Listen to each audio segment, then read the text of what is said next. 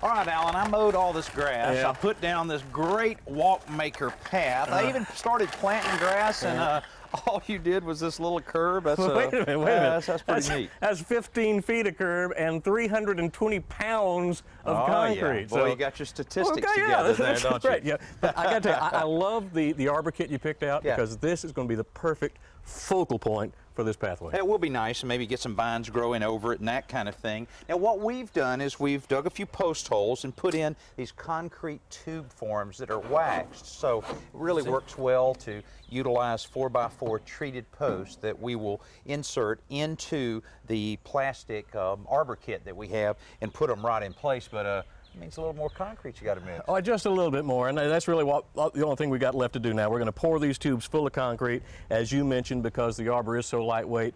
4x4 posts are going inside the kit, and we're ready to set it in place. All right, let's go.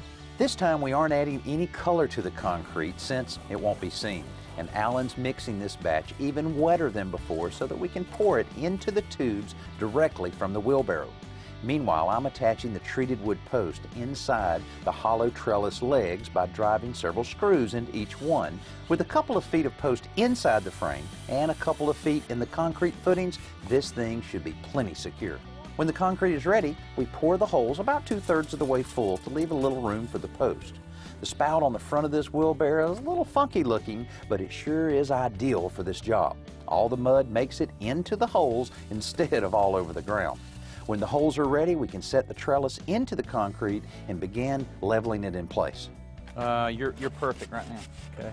I mean, the Thank post you. I is. appreciate that. I corrected that real quick. Did you go grab that? The beauty of setting posts this way is that they are completely surrounded by concrete with no chance of voids beneath them.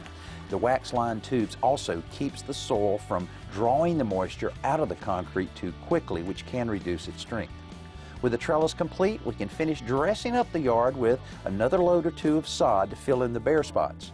The curbing has hardened enough now that we can remove the form boards from it before we add some new flowers to the planting bed and freshen the area up with some new mulch.